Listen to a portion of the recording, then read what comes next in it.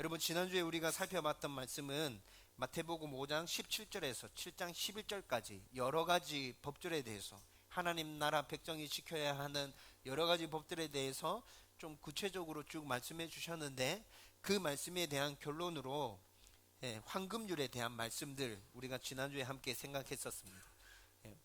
다른 사람에게 대접받고자 하는 대로 다른 사람들을 대접하라.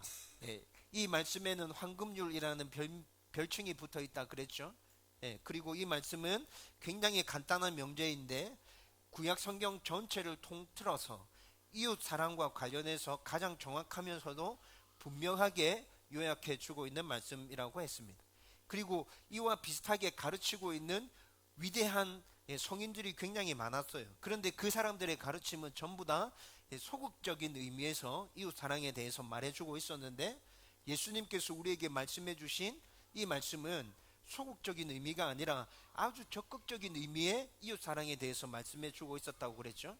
그래서 예수님의 말씀 안에는 내가 싫어하는 것은 다른 사람에게 하지 마라, 이것에서 그치는 것이 아니라 너가 대접받고자 하는 대로 다른 사람들을 대접해 주라. 누구까지도요? 원수까지라도, 너가 싫어하는 그 사람까지라도 너가 대접받고자 하는 그것대로 그 사람을 대접해 주라 라고 말씀해 주고 있었습니다. 여러분, 이 말씀 앞에 서서 우리가 이 말씀을 가만히 들여다보고 있으면, 아니 하나님, 소극적인 의미에서 내가 싫은 것 다른 사람에게 하지 않는 것, 이 이웃사랑도 지금 내가 실천하기가 너무 힘든데 어떻게 내가 대접받기를 원하는 대로 내 원수까지도 그렇게 대접해 주라고 말씀하시죠? 이건 너무 어렵잖아요. 여러분, 이렇게 말할 수 있습니다. 이렇게 변명할 수 있죠. 그런데 좀 전에 말씀드렸던 것처럼 여러분, 구약 성경 전체를 통해서 하나님께서 이웃 사랑에 대해서 뭐라 말씀해 주시는지 잘 들여다보십시오. 하나님께서 말씀하시는 이웃 사랑은 소극적인 의미의 이웃 사랑이 아니라 황금률로 말씀하시는 예수님의 이 가르침대로 적극적인 의미의 이웃 사랑을 말씀해 주고 있는 것이 너무나도 분명하지 않습니까? 때문에 하나님 나라 백성인 우리들은 힘들고 어렵다 하더라도 하나님의 말씀이 너무 분명한 것이기에 저도 적극적으로 이웃을 사랑해 보겠습니다. 내가 대접받고자 하는 대로 열심을 내어서 나도 다른 사람들 그렇게 한번 대접해 볼게요 라는 결단과 그런 각오를 가지고 그렇게 하나님 백성답게 이 세상을 살아가야 한다는 것이죠. 그러면서 우리는 지난주에 사람들이 대접받고자 하는 것들이 어떤 것이 있는지에 대해서도 생각해 봤죠. 내가 대접받기를 원하는 거, 여러분 곰곰하게 생각하면서 한번 적어 보십시오. 굉장히 많을 겁니다. 사람들이 나를 이렇게 해주면 좋겠고, 이렇게 해주면 좋겠고, 이렇게 해주면 좋겠고, 여러분 그 모든 것들을 다 나열해 놓고 분류해서 정리하면 크게 세 가지로 요약할 수 있다 그랬죠. 첫 번째는 이해받고 싶은 마음. 사람들이 나를 이해해 줬으면 좋겠다. 내가 왜 이런 말을 하고 왜 이런 행동을 하고 내 상황이 어떻는지 나를 좀 이해해 주면 좋겠다. 여러분, 믿어주고 신뢰해 주기를 바라는 마음, 그래서 기다려 주기를 바라는 마음, 조금만 참아주고 조금만 기다려주고 나를 믿어주면 나 잘할 수 있는데, 그런데 왜 사람들은 나한테 못 기다려주고 닥달하고 나를 그렇게 올가매고 있는지, 여러분 그런 마음들 우리 가운데 있잖아요. 칭찬해주고 인정받고 싶은 마음, 나를 칭찬해주고 인정하면 나 훨씬 잘할 수 있는데, 여러분 모든 사람들 마음 가운데는 이런 마음이 다 있다 그랬죠. 여러분, 우리가 바라고 우리가 소원하는 모든 것들을 글로 적고 놓고 자세히 들여다보면 이렇게 크게 세 종류로 분류할 수 있다고요. 여러분, 우리 마음 가운데 그런 마음이 있다면 여러분, 내가 대접받고 싶은 그것대로 다른 사람을 먼저 그렇게 대접해 주라고 주님께서 지금 말씀하고 있는 것이죠. 여러분, 다른 사람들을 이해해 주기 위해서 노력하십시다. 다른 사람들을 믿어주고 신뢰해주고 기다려주기 위해서 그렇게 한번 노력해 보십시다. 내가 인정받고 칭찬받고 싶은 만큼 다른 친구들을, 다른 사람들을 먼저 그렇게 인정해주고 칭찬해 주십시다. 그러면 내가 해줬던 것처럼 나도 그런 대접을 받으며 좋은 기 한 자로 다른 사람들에게 인정받게 될 것입니다. 저와 여러분들이 이런 마음가짐으로 이 세상을 살아가게 되기를 주님의 이름으로 축원드립니다. 여러분, 이제 마태복음 7장 13절에서 27절까지 산상수훈의 결론의 말씀을 함께 나누려고 하는데, 전체 산상수훈 말씀의 결론 부분입니다. 그런데 이 결론의 말씀에서 예수님께서는 4가지 교훈을 또 해주고 있습니다. 그 중에 오늘 첫 번째 교훈으로 선택에 대해서 주님께서 말씀해 주십니다. 여러분, 우리가 삶을 살아가는 동안에 여러분, 우리의 삶이 선택으로 이루어져 있다, 이렇게 말해도 맞겠습니까? 네, 맞죠. 우리의 삶은 잘 들여다보면 전부 다 선택으로 이루어져 있습니다. 아주 사소한 선택부터 시작해서 굉장히 중요한 선택까지. 여러분, 인류가 처음 시작했을 때도 아담과 하와는 선악과를 따먹어야 될까, 따먹지 말아야 될까, 엄청나게 중요한 선택 가운데 놓여져 있었고, 아담과 하와는 선악과를 따먹는 선택을 했죠. 여러분, 그리고 이런 선택은 모든 인류에게 모든 세월 동안 계속해서 있어 왔던 것입니다. 그래서 무엇을 선택할 것인가 하는 문제는 우리의 삶 가운데 있어서도 정말 중요한 것이고, 우리가 어릴 때부터 해왔던 그 선택의 결과로 지금 나는 지금의 삶을 살아가고 있다라고 말해도 과언이 아니겠죠. 여러분, 진짜 맞는 말이에요. 어릴 때부터 해왔던 그 선택의 결과로 지금 나는 나의 삶을 살아가고 있는 것입니다. 어떤 사람들은 운명론을 얘기합니다. 다 정해져 있다. 네가 아무리 발버둥 쳐봐야 소용없다. 정해져 있는 그 운명대로 가는 거다. 이렇게 얘기하는 사람들이 있죠. 여러분, 그런데 가난한 환경 가운데, 불우한 환경 가운데 태어났음에도 불구하고 큰 일을 이루고 성공하는 사람들 있잖아요. 좋은 환경에서 태어났음에도 불구하고 그 끝이 비참한 삶을 살아가는 사람들 우리는 흔히 보지 않습니까? 이 운명론은 그런 모습들을 보면 잘 이해되어지지 않습니다. 정해져 있지 않은 것 같다. 어떻게 하느냐에 따라서 달라질 수 있는 것 같아 라는 생각이 들죠.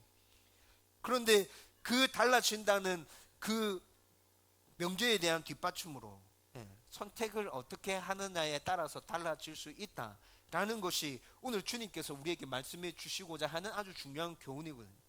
여러분, 이런 예도 우리 삶 가운데 쉽게 찾아볼 수 있습니다. 이런 예 어떻게 찾아볼 수 있죠? 여러분, 존 칼빈이라는 사람 많이 들어보셨죠? 칼빈, 기독교의 계에 있어서 굉장히 유명한 사람입니다. 아마 신앙생활을 좀 하신 분이라면 칼빈의 이름을 다 들어봤을 거예요. 여러분, 이 사람이 지금 우리가 받아들이고 있는 교리의 기본적인 체계를 다 세웠다 하고 해도 거짓말이 아닙니다. 기독교 안에 모든 체계를 이 사람이 세웠다 해도 과언이 아니라고요. 그만큼 존 칼빈은 기독교인들에게 있어서 굉장히 중요한 인물이고 지금도 여전히 존경받고 있는 인물이 맞죠. 그런데 여러분, 이 칼빈에게 형제가 있었다는 사실을 알고 있습니까? 찰스 칼빈이라고. 그런데 그 형제 찰스 칼빈에 대한 기록은 나타나지가 않습니다. 왜 그렇습니까?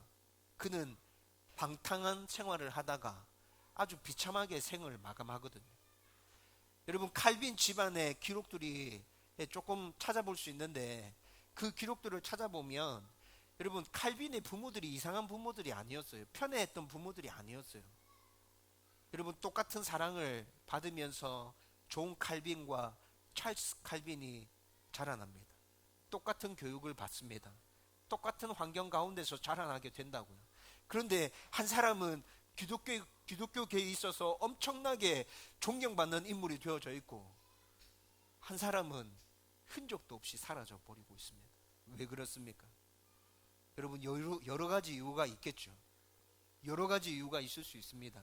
그런데 그 여러 가지 이유들 중에 어릴 때부터 그들이 해왔던 그 선택의 순간들이 모여서 존 칼빈은 그런 사람이 되었고 찰스 칼빈은 그런 사람이 되었다는 것이죠. 두 형제가 똑같은 환경 가운데 있었음에도 불구하고 그렇게 된 이유는 여러 가지 이유들 중에서 그 선택의 결과도 중요한 이유다라고 말할 수 있다는 것이죠. 여러분, 이런 면들을 살펴보면 우리는 정말 선택하는 것이 내 삶에 있어서 진짜 중요하구나 공감하게 되죠. 예수님께서도 그래서 이 부분에 대해서 모든 가르침의 끝부분에 결론에 이르러서 너희들이 선택하는 게 정말 중요해. 내가 지금까지 가르쳤던 이 모든 가르침들에 대해서 너희들이 선택해서 받아들일 수 있으면 좋겠어 라는 그 바람을 담아서 이 교훈을 지금 제자들에게 해주고 있는 것이죠. 여러분, 오늘 이 말씀을 자세하게 나누면서 우리가 하나님 백성답게 이 땅 가운데서 살아가기 위해서 선택하는 것, 그게 얼마나 중요한지에 대해서 함께 생각해 보십시다. 먼저 이 선택이라는 교훈 앞에서 우리가 먼저 생각해 봐야 할 것은, 여러분, 제가 지금 강조해서 계속 말씀드렸던 것처럼 하나님의 백성이 하나님 백성답게 살아가기 위한 수많은 선택과 관련한 문제에 있어서 성경은 계속해서 우리 가운데 말씀해 주고 있다는 사실입니다. 여러분, 성경이 올바르게 선택하라고 우리 가운데 계속 말씀해 주고 있었다는 것에 대해서 여러분 생각해 보신 적이 있나요? 여러분, 구약 성경 말씀 전체에서 이 선택과 관련해서 우리 가운데 계속 촉구하고 있었거든요. 신명기 30장 19절에서 20절 말씀 보면, 여러분, 모세가 이스라엘 백성들에게 마지막 설교를 하면서 하나님의 말씀에 순종할 때 하나님께서 주시는 복들에 대해서 다 이야기해 줍니다. 하나님의 말씀에 불순종할 때 하나님께서 주시겠다고 말씀하신 그 저주에 대해서 다 말씀해 줍니다. 그리고 난 다음에 모세가 이스라엘 백성들에게 촉구합니다. 하나님의 복과 하나님의 저주가 놓여져 있는데 너희들은 무엇을 선택할 것이냐. 여호수아 24장 15절 말씀에 보면 여호수아가 눈을 감기 전에 이스라엘 백성들을 불러놓고 마지막으로 당부합니다. 나는 여호와를 택할 것이다. 너희들은 누구를 택할 것이냐? 우상을 택할 것이냐? 하나님을 택할 것이냐? 결정하라 라고 여호수아가 이스라엘 백성들에게 촉구하죠. 여러분, 열왕기상 18장 21절 말씀에서는 여러분, 그 유명한 엘리야와 바알과 아세라 선지자들이 갈멜산에서 대결을 펼치잖아요. 그 대결을 펼치기 직전에 엘리야가 이스라엘 백성들에게 촉구합니다. 너희들이 도대체 언제까지 하나님을 배반하며 아세라와 바알을 섬기면서 그렇게 살아갈 것이냐. 이제는 정말 결정해야 되지 않겠냐.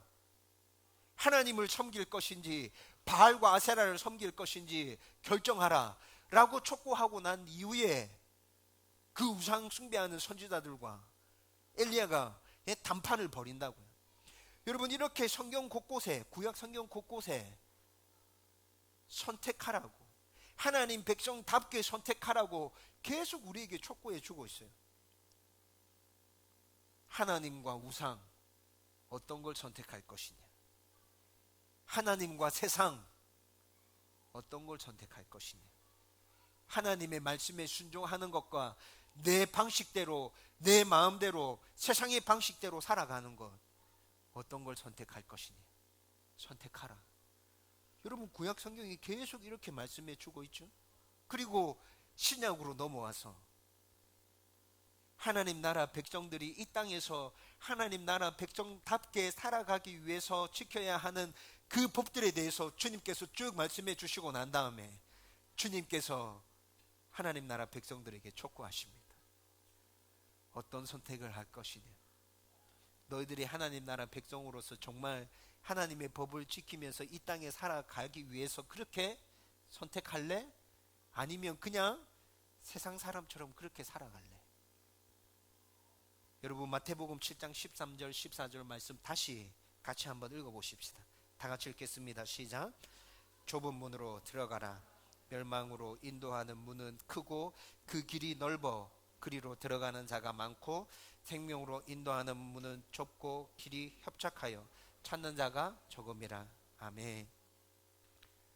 여러분, 이 짧은 말씀에서 네 가지 비교가 등장하고 있습니다. 좁은 문과 큰 문, 좁은 길과 넓은 길, 적은 무리와 많은 무리, 생명과 멸망. 여러분 이 짧은 말씀에서 이렇게 네 가지가 지금 비교되면서 비유적으로 말씀해 주고 있는 거거든요. 여러분 이것이 지금 뭐를 얘기해 주는 거겠어요? 선택이 이만큼 중요하다는 것을 보여주기 위해서 네 가지 것들을 한꺼번에 비교하고 있는 거예요. 그리고 여러분 들어가라 라고 말하고 있죠. 좁은 문으로 들어가라. 여러분 헬라어 말씀으로 이 들어가라 라는 단어를 살펴보면 반복되어지는 선택을 말하고 있지 않습니다. 단 한 번의 선택으로 들어가는 거, 한 번 들어가면 끝나는 거, 그것으로 헬라어 동사가 이 들어가라 라는 말을 설명하고 있습니다. 너가 좁은 문으로 들어갈래? 넓은 문으로 들어갈래? 그 선택은 한 번 이루어지는 거예요. 그리고 이 선택은 그만큼 중요한 것이에요. 여러분 이 13절 14절 이 한 절 말씀이, 아니 이 두 절 말씀이 여러분 하나님의 백성이 하나님 백성답게 모든 삶의 부분에서 올바르게 선택하는 것에 대해서 엄청나게 강조해서 엄청나게 무겁게 지금 우리에게 말씀해 주고 있구나 라는 것이 느껴지죠. 왜냐하면 우리의 그 선택에 따라서 우리의 삶이 완전히 달라질 수 있기 때문에 그렇습니다. 그리고 그 선택은 우리의 힘으로 다시 바꿀 수가 없을 때가 많죠. 이런 이유 때문에 이렇게 굉장히 엄중하게 선택할 것에 대해서 말씀해 주고 있다는 것이죠. 여러분 그런데 오늘 말씀에서 하나님의 말씀에 따라 하나님의 백성으로 사는 선택을 좁은 문, 좁은 길 여기에 비유해서 말해주고 있거든요. 네. 지금 이 비유는 우리가 살아가는 일상생활에는 굉장히 좀 낯설고 이해하기가 어려울 수도 있습니다. 아니 목사님 이거 이해하기 어렵지 않아요. 무슨 말인지 알겠어요. 이렇게 말하는 분들 계시겠지만, 그런데 여러분 이때 이 당시에 살아가고 있는 이 사람들은 예수님께서 지금 좁은 문으로 들어가라, 좁은 길로 걸어가라 이렇게 말씀하실 때 이 가르침이 어떤 가르침인지 경험 속에서 피부로 느끼고 체험하고 있었다고요. 왜 그러냐면 여러분 이때 이 당시에는 안전을 보장받기 위해서 전쟁이 일어나는 것들에 대해서 안전을 보장받고 또 치안을 유지하기 위해서 성을 만들어서 살았죠. 이때 이 당시에 사람들은 전부 다 그렇게 성을 만들어서 살았거든요. 좀 괜찮은 사람은 성 안에 살았고 진짜 가난해서 형편없이 사는 사람들은 성 밖에 살았잖아요. 그리고 그 성을 드나드는 출입문은 큰 문이 있죠. 성문 큰 문. 이때 이 당시에 예루살렘 성에도 12개의 큰 문이 있었습니다. 그런데 그 12개의 큰 문은 평상시에 항상 열려져 있습니다. 그 문으로 사람도 왔다 갔다 하고 동물도 왔다 갔다 하고 또 마차도 왔다 갔다 하죠. 그런데 여러분 치안이 불안하거나 어떤 특별한 문제가 생기거나 전쟁이 발생하면 어떻게 됩니까? 그 큰 문들은 다 닫아버리거든요. 그 문제가 해결될 때까지 그 큰 문은 열려지지 않습니다. 그러면 성 밖으로 어떻게 왔다 갔다 합니까? 큰 문 옆에 그때를 대비해서 항상 작은 문이 있었습니다. 두 사람이 겨우 지나다닐 정도 되는 그 작은 문이 큰 문이 닫히고 나면 작은 문이 열려지는 거죠. 그래서 사람들은 그 문으로 성 밖으로 드나들기 시작했거든요. 그런데 그렇게 작은 문으로 드나들면 짐승은 오갈 수가 없습니다. 마차도 오갈 수가 없어요. 오직 사람만 그냥 왔다 갔다 하게 되는 거죠. 여러분 얼마나 불편했겠어요. 전쟁이 하루 이틀 만에 끝납니까? 짧아야 몇 달이잖아. 몇 년간은 전쟁도 수없이 많았죠. 여러분 그런데 그 전쟁 상황 가운데 이렇게 넓게 편안하게 이용할 수 있는 성문은 다 닫혀버리고 좁은 문이 열려져 있습니다. 그런데 그 좁은 문을 드나들면서 불편하다고 말하는 백성들이 있었겠어요? 너무 불편해요. 큰 문 좀 열어주세요. 왜 이렇게 해야 됩니까? 내 짐승도 지금 드나들어야 하고 내가 지금 짐이 엄청나게 많아가지고 마차가 지나가야 되는데 이 좁은 문으로 마차 어떻게 지나가요? 마차가 못 지나가면 나 수십 번씩 짐 들고 날라야 되는데 이거 너무 힘들어요. 문을 열어주세요. 여러분 이렇게 불평하는 사람들이 그때 그 당시에 있었겠어요? 아니요. 불편했지만 그 모든 불편들을 다 감수하면서 자신들이 안전하게 지낼 수 있고 자신들의 그 삶 가운데 평화가 계속 유지될 수 있기를 바라면서 그 모든 불편을 다 감수하고 있는 것이죠. 여러분, 오늘 예수님의 가르침도 마찬가지라는 것입니다. 하나님의 백성이 하나님 나라 법을 지키면서 살아가는 것은 정말 어렵고 힘든 일이 많습니다. 지금까지 산상수훈의 말씀을 쭉 살펴봤기에 여러분, 이것이 어떤 의미인지 우리는 충분히 이해하고 공감하고 있잖아요. 그리고 너무 어렵고 힘들겠다. 이렇게 어렵고 힘든 이 삶을 왜 하나님 백성인 우리들에게 살아내라고 하나님께서는 계속 말씀하실까? 이런 의문이 생기기도 하죠. 하지만 비상시나 전쟁시에 나라와 민족과 자신들의 평화와 안녕을 바라면서 편리하게 이용할 수 있는 그 큰 문을 닫아버리고 불편했던 작은 문을 이용하는 것, 그리고 또 하나님의 백성들이 이 땅 가운데 하나님의 나라를 세워가며 하나님의 영광을 나타내기 위해 힘들고 어렵지만 하나님의 법을 지키면서 살아가는 것, 이 두 가지는 같은 이치라는 것입니다.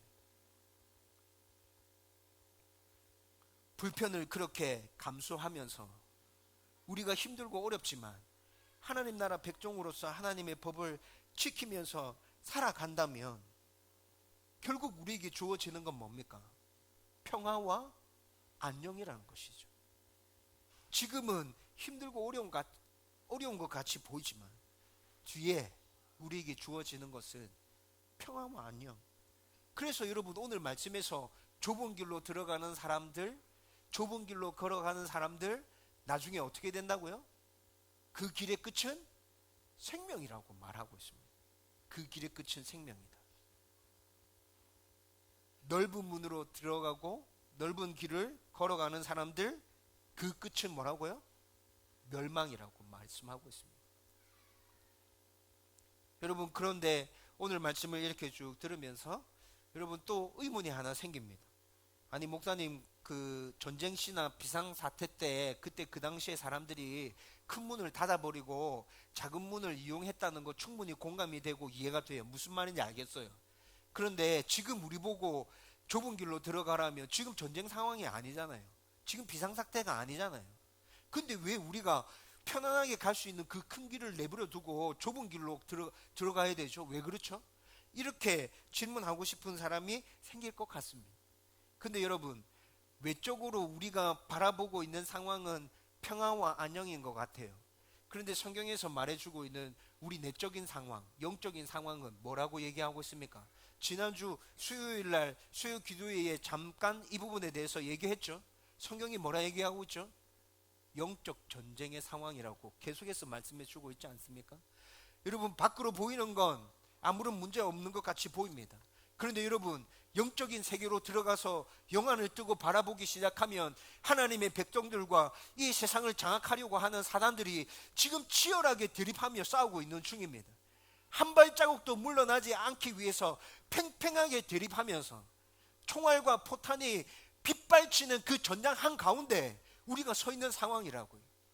여러분, 그 상황 가운데서 우리가 큰 길로 들어가고 큰 문으로 들어가게 된다면 우리는 멸망하게 되는 것이죠. 그런데 사람들은 이런 상황에 대해서 심각하게 고민하지 않습니다. 성경은 계속해서 영적인 전쟁이며 치열하게 전투가 벌어지고 있다. 니네들이 정신 차리지 않으면 너희들은 마귀한테 잡아먹힌다, 죽는다, 멸망이다 라고 계속해서 경고해 주고 있지만 그 경고에 대해서 귀를 다 닫아버리고 있습니다. 일단 편하고 좋게 보이는 것, 그건 무조건 선택합니다. 결과가 이렇게 된다고 말하기 시작하면 그거 누가 보장해줘요? 그거 믿을 수 있는 거예요? 그거 진짜 맞아요? 아닌 것 같은데? 나는 그냥 내가 편한 대로 당장 지금 좋은 대로 그렇게 살 거예요. 간섭하지 마세요. 이렇게 얘기하죠. 지금 즐겁고 지금 행복하고 지금 만족하면 그만이다. 여러분, 요즘 젊은이들 생각 가운데 이런 생각들 진짜 만연해 있지 않습니까? 그래서 인도와 차도 구분도 없고 경계도 없고 교통 법규도 따로 없는 내 마음대로 모든 것들을 다 결정할 수 있는 그렇게 넓은 길로 들어서고 있죠. 다들 그렇게 살아가고 있기 때문에 내가 어떻게 하든지 간에 나한테 뭐라 하는 사람이 없어요. 너무 좋잖아요. 그래서 큰 문으로 들어가고 큰 길을 선택하고 있습니다. 그러면서 하나님의 말씀에 순종하면서 정확한 경계를 가지고 그것대로 지키면서 살아가는 그 사람들에게, 우리들에게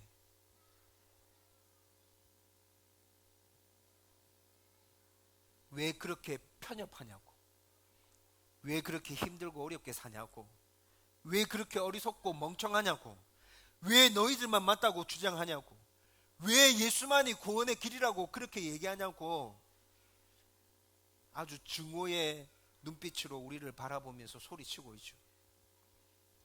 자신들은 모든 것을 포용하고 모든 것들을 다 인정해주고 다 받아주는 아주 좋은 사람들이라고 그렇게 포장하고 있으면서 그렇게 받아주지 않는 우리들을 향해서 아주 날선 비판들을 해가며 증오의 눈빛으로 바라보고 있는 것, 그것이 지금 이 시대 상황 아닙니까? 여러분, 그런데 큰 문, 큰 길을 가는 많은 사람이 죄 가운데 허우적거리고 있다는 것을 발견하지만 정작 그 사람들은 이 사실을 인지하지 못하고 있습니다. 여러분, 세상 사람들의 삶의 방식들을 한번 잘 살펴보십시오. 나의 행복과 나의 성공과 나의 건강, 나의 평안, 자녀들의 성공, 가족들의 성공, 여러분 이런 것들만 바라고 추구하고 있지 않습니까? 나를 빼버리면 남는 게 뭐가 있어요? 여러분 이런 것들을 이루기 위해서 또 어떻게 합니까? 나의 노력, 나의 선행, 나의 능력, 여러분 이런 게 중요한 사회가 되었죠. 너무나도 나 중심적이면서 내가 빠지면 아무것도 성립하지 않는 그런 삶 가운데서 살아가고 있습니다. 여러분 이들에게 있어서 종교도 이런 것입니다. 내가 바라는 것을 이루기 위한 하나의 수단이죠. 그래서 내가 믿는 신을 위해서 내가 어떻게 해야 하는 것이 아니라 그 신이 나에게 어떻게 해줘야 한다는 생각을 가지고 있는데, 내가 선택한 종교가 나에게 신을 위해서 이렇게 하라고 요구하면 사람들은 그 종교를 당장 집어치워 버립니다. 아니, 나는 그런 삶을 원하지 않아요. 신이 나한테 어떻게 해줘야지 내가 신을 위해서 왜 어떻게 해줘요? 나는 그런 종교 원치 않습니다. 여러분, 토속 신앙을 연구하는 사람들이 있거든요. 세계 곳곳에 있는 그 나라마다 존재하는 토속 신앙들이 있죠. 그 신앙들을 연구하는 사람들이 있습니다. 그 사람들에 의하면 세계에 있는 모든 토속 신앙들은 두 가지 특징을 가지고 있답니다. 첫 번째는 현세적인 특징을 가지고 있대요. 과거나 미래에 대해서는 생각하지 않는다는 거죠. 지금 당장 나에게 복 주세요. 지금 나를 이렇게 해주세요. 지금 이렇게 해주세요. 토속 신앙들은 다 이렇게 현세적인 것에 집중하고 있다고 얘기합니다. 그리고 또 두 번째는 자기 중심적이라는 것이죠. 나를 빼버리면 토속 신앙은 성립되지 않는다 얘기합니다. 다른 사람들을 위해서, 타인을 위해서, 신을 위해서 뭔가를 하는 것은 존재하지 않는다라고 얘기하는 거죠. 그런데 여러분, 우리 사회가 돌아가고 있는 이 시대 상황들을 한번 잘 살펴보세요. 토속 신앙의 특징들이 사회 곳곳에서 나타나지 않습니까? 현세적이고 나 중심적이며 나에게 필요한 뭔가를 이루기 위해서 그렇게 발버둥치고 있는 것 같죠? 그러면서 그 신앙 안에는 신을 얘기하고 있지만 자기 자신이 신이 되어져 있습니다. 자기를 섬기고 있는 거죠. 내가 이렇게 되었으면 좋겠어요. 나를 이렇게 해주세요. 반면에 좁은 문, 좁은 길로 비유된 하나님 백성의 삶은 하나님의 말씀에 순종하며 하나님을 드러내며 살라고 말씀하고 있습니다. 나 중심이 아니라 하나님 중심의 삶을 살라고 말씀하고 있죠. 그래서 하나님 백성의 삶에는 아주 까다로운 분명한 경계들과 법들이 있고, 그것을 지켜서 내가 아닌 하나님을 드러내야 하므로 힘들고 어려운 길이라는 것입니다. 사람들이 싫어한다는 것이죠. 이렇게 신을 섬기면 나에게는 남는 것이 아무것도 없는 것 같고, 신의 노예로 그냥 비참하게 이렇게 살다가 내 삶이 그냥 그렇게 끝나버릴 것 같습니다. 사람들은 그렇게 된다고 말하죠. 그런데 정말 그렇습니까? 우리가 믿는 하나님이 무자비하고 잔인하며 우리를 노예로 취급하다가 쓸모없으면 가차없이 내버리는 그런 악랄하고 아주 비참한 아주 못된 신인가요? 제가 늘 얘기하지만 성경에 나타나는 하나님은 절대 그런 분이 아닙니다. 우리의 하나님은 늘 우리에게 좋은 것 주시기를 간절히 바라고 있는 좋은 아버지이십니다. 좋은 것 주기를 원하지만 줄 수 있는 능력이 없는 그런 분이 아니라 전지전능하신 분이십니다. 우리의 모든 필요를 하나님께서 채워주신다고 말합니다. 순종하고 나를 믿고 그냥 나를 따라와라. 그러면 내가 너희를 책임져 줄 거야. 그리고 그 끝은 생명이에요.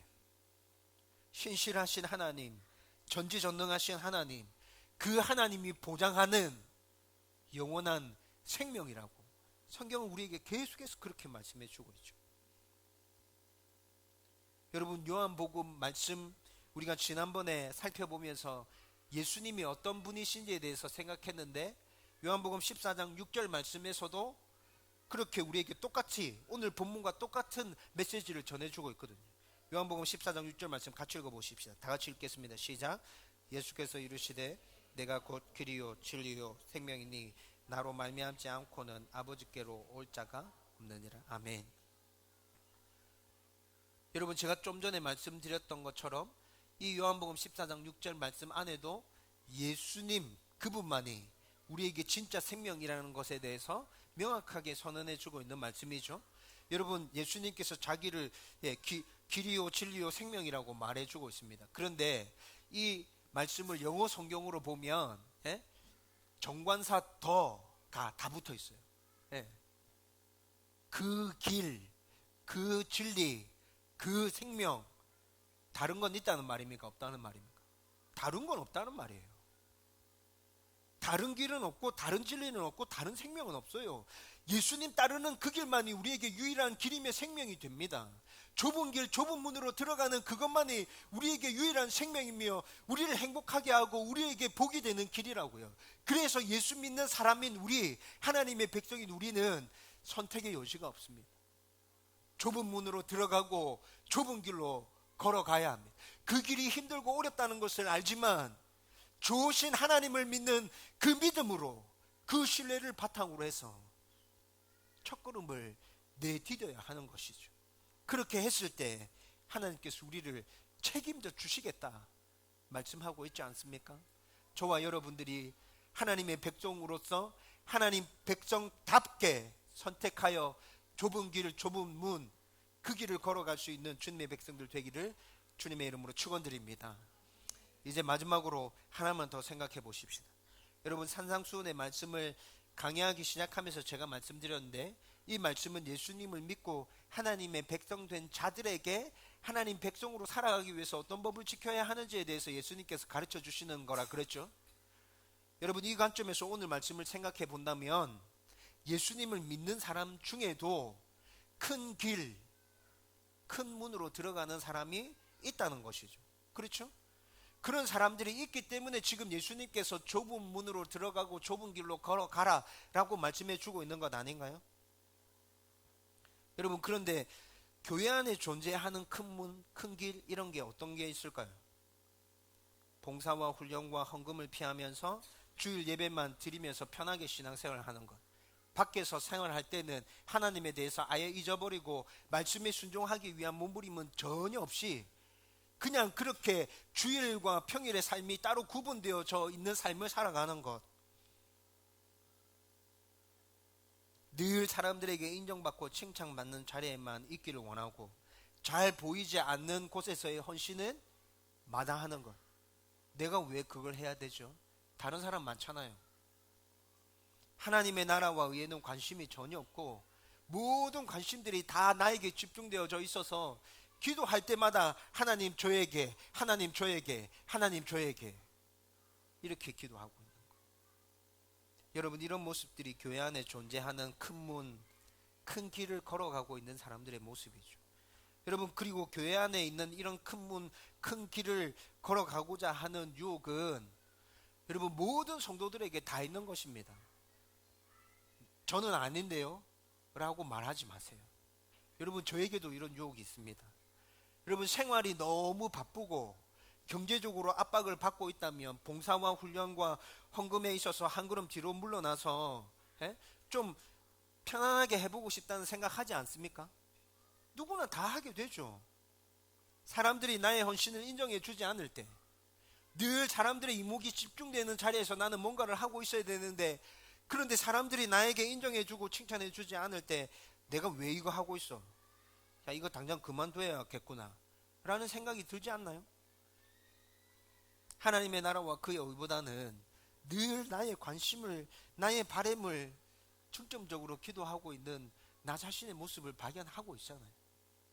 여러분, 저와 여러분들 안에 큰 문에 들어가서 큰 길로 걸어가고자 하는 그런 마음들이 다 있다니까요. 그래서 예수님께서는 이런 하나님의 백성들에게 좁은 문으로 들어가라, 좁은 길로 걸어가라, 그거 힘들고 어려운 거 맞아, 내가 알고 있어. 그런데 너희들이 하나님의 백성으로서 정말 이 땅 가운데서 잘 살아가고 싶다면 그렇게 좁은 문으로 들어가서 좁은 길로 걸어갔으면 좋겠다. 내가 너와 함께 할 것이다. 내가 너를 도와줄 것이다. 너는 절대로 혼자가 아니다. 내가 반드시 끝까지 그 좁은 길을 걸어가게끔 만들 거야. 여러분, 이 의미를 담아서 지금 하나님의 백성들에게 예수님께서 촉구하고 있는 것이라고요. 저와 여러분들이 예수님의 이 가르침의 그 의미를 잘 이해하고 이 땅 가운데서 하나님의 백성으로 살아가면서 늘 좁은 문으로 들어가고 좁은 길로 걸어가는 그런 하나님의 사람들 되기를 주님의 이름으로 축원드립니다. 이제 말씀을 정리하려고 합니다.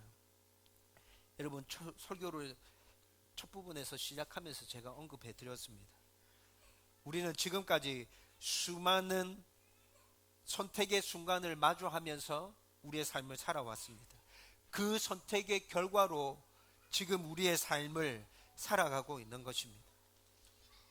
그 선택 중에는 굉장히 쉬운 선택도 있었고 아주 어려운 선택도 있었죠. 올바르게 선택한 것도 있었고 잘못 선택한 것도 있었습니다. 여러분, 그런데 앞으로도 우리가 이 땅 가운데서 계속 살아가야 한다면 그 선택은 계속 반복해서 우리 가운데 주어지게 될 겁니다. 여러분, 그래서 제가 곰곰이 생각하다가 수요 기도회 때도 말씀드렸는데, 이 선택의 문제와 관련해서도 성령께서 주시는 지혜가 정말 필요하구나. 내가 앞으로 이 땅 가운데서 살아가는 동안에 그렇게 수많은 선택을 마주하면서 살아야 한다면 내 안에 성령께서 주시는 지혜가 없으면 나는 이 삶을 똑바로 살아가지 못하겠구나 라는 생각이 들었습니다. 여러분, 제가 요즘에 중요하게 기도하는 것 중에 성령께서 주시는 지혜가 포함되어 있습니다. 평안과 성령 하나님께서 주시는 지혜, 성령 충만함, 매일 구하고 있는 기도 제목들입니다. 저와 여러분들 가운데 성령 하나님께서 주시는 지혜가 넘쳐나서 모든 선택의 순간에 있어서 올바른 결정을 할 수 있게 되기를 주님의 이름으로 축원드립니다. 그리고 여러분, 지금 당장 선택해야 되는 문제가 있습니까? 아니, 앞으로 우리가 선택해야 되는 그 모든 문제들에 있어서 우리가 정말 하나님의 말씀을 붙들고 하나님의 뜻 가운데서 선택할 수 있었으면 좋겠어요. 그런데 이런 선택은 오늘 말씀에서 여러분들과 함께 살펴본 것처럼 좁은 문, 그리로 들어가는 것, 좁은 길을 걸어가는 것, 아마 우리가 올바르게 선택했다면 대부분 우리가 선택한 모든 것들은 다 그런 것일 겁니다. 힘들고 어려울 겁니다. 여러분, 성경은 절대로 하나님의 뜻대로 사는 삶이 편안하다고 얘기하지 않습니다. 힘들고 어려울 겁니다. 그런데 그럼에도 불구하고 성경에서 우리에게 분명하게 약속해 주고 있는 것이 하나 있습니다. 뭡니까? 내가 너희들과 함께 할 것이다. 내가 너희들과 함께 할 것이다. 너희들은 절대로 혼자 그 길 가는 거 아니야. 혼자라고 생각하지 마. 내가 너희들과 함께 가. 내가 힘줄 거야. 내가 도와줄 거야. 내가 끝까지 붙들어 줄 거야. 여러분, 이것이 성경에서 우리에게 말씀해 주고 있는 약속 아닙니까? 여러분, 그 약속이 분명하다면 우리 좁은 문으로 들어갈 수 있을 것 같지 않아요? 좁은 길로 걸어갈 수 있을 것 같지 않아요?